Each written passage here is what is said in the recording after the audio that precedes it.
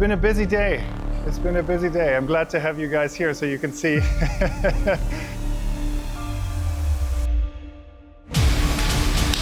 Action.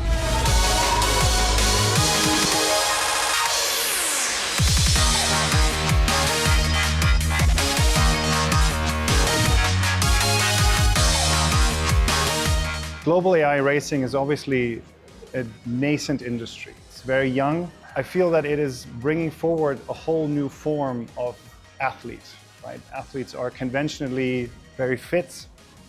They train consistently in gyms, on tracks, whatever sport discipline they adhere to, they focus specifically on that. Motorsport is no different, right? Race car drivers are athletes. What we're seeing now is engineering athletes, or AI athletes as you want to call them. People who come together, spend hundreds of hours. So my team today is working on the operations of everything we do here in the pit lane. So running autonomous cars can be incredibly dangerous.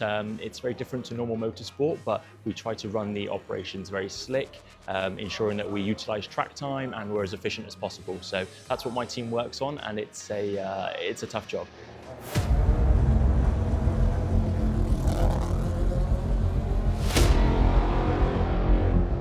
So we focus on the regulations, the rules, and the format in which the competition is structured, as well as the overall governance. How do we decide what a benchmark is? How do we decide how quick a team needs to be in order to progress to the next stage of the competition?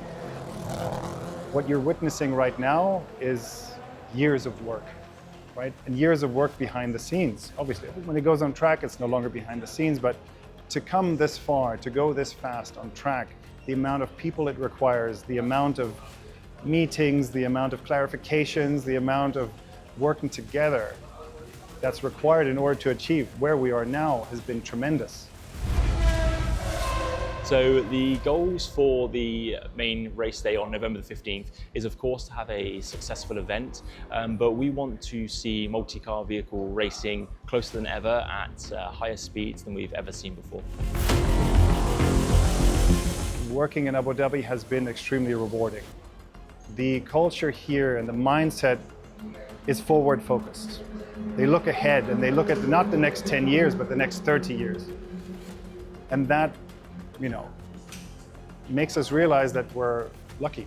We're in this position because we're allowed to push an industry forward, and we're allowed to do it here in the UAE and specifically in Abu Dhabi.